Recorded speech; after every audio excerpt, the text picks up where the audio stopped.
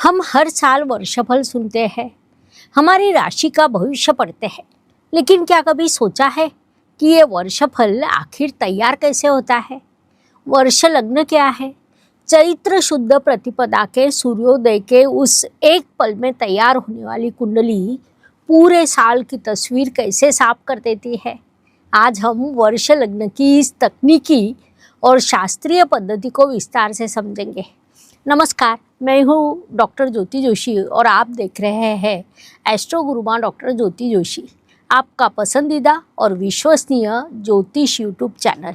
गुड़ी पाड़वा उत्सव के ऐतिहासिक और पौराणिक महत्व को हमने पहले भाग में समझा। इस भाग में हम देखेंगे कि वर्ष लग्न की कुंडली का विश्लेषण कैसे किया जाता है, वो भी बहुत ही सीधे और आसान तरीके से।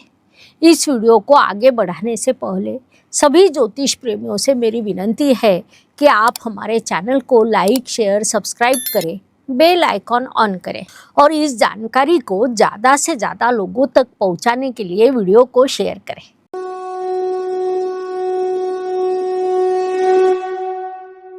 वर्ष लग्न का मतलब है नए साल का जन्म क्षण। चैत्र शुद्ध प्रतिपदा को सूर्योदय के समय हम जिस स्थान, देश या शहर के लिए भविष्य देख रहे होते हैं, उस स्थान की जो कुंडली बनाई जाती है उसे वर्ष लग्न कुंडली कहते हैं।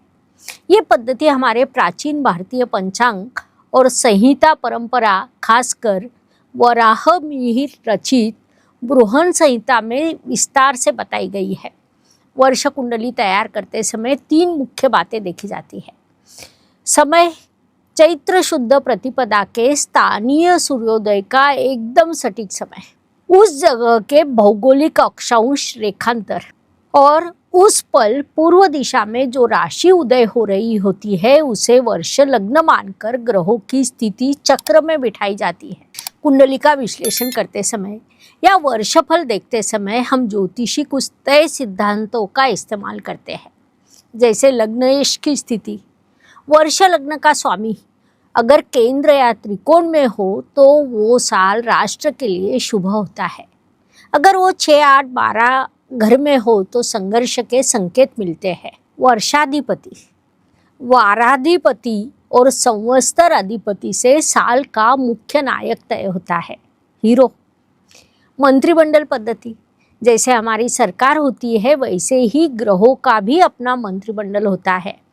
इसमें राजा, मंत्री, सेनापति, धान्याधिपति जैसे पद ग्रहों को दिए जाते हैं। उनकी ताकत के आधार पर बारिश से लेकर अर्थव्यवस्था तक के अंदाज लगाए जाते हैं।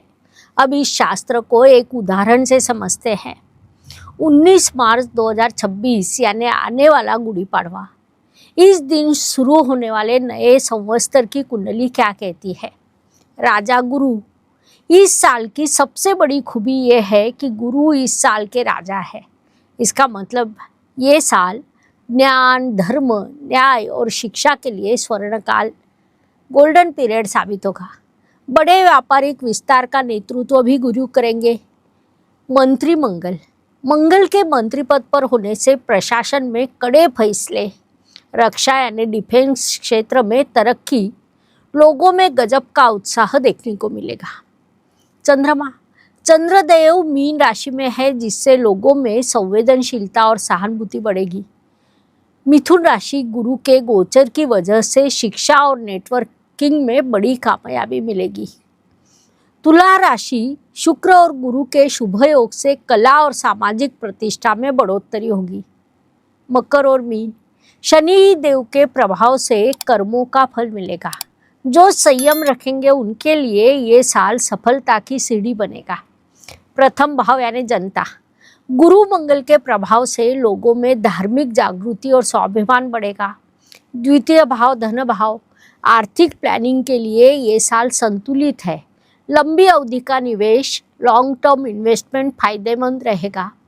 छठा भाव चुनौतियों का, शनि राहु की स्थिति से सेहत या सीमा विवाद, बॉर्डर इशू जैसी कुछ चुनौतियां आ सकती है, लेकिन हम उन पर जीत पा लेंगे। 10वां 11वां भाव, सरकार की तरफ से कुछ बड़े लोक कल्याणकारी फैसले लिए जाएंगे। इस साल का मूल मंत्र है योग, शिक्षा और परोपकार। गुरु के राजा होने से समाज में नैतिक मूल्यों की वापसी होगी। इस साल को और भी शुभ बनाने के लिए शास्त्रों में कुछ उपाय बताए गए हैं, जैसे हर गुरुवार ओम गुरुभ्यो नमः मंत्र का जाप करें, शनिवार को शनि मंत्र पढ़े या जरूरतमंदों को दान दें, रोज सूर्य नमस्कार और ध्यान करें ताकि आपकी ऊर्जा ग्रहों के साथ तालमेल बिठा सके। इसका मतलब है कि 19 मार्च 2026 का ये नव संवत्सर सिर्फ कैलेंडर बदलने वाला दिन नहीं, बल्कि हमारे कर्मों और ग्रहों की चाल का अद्भुत संगम है। याद रखिए, ग्रह हमें दिशा देते हैं, लेकिन फैसले हमें खुद लेने होते हैं। ये साल मेहनत, अनुशासन और आध्यात्मिक जागृति का है।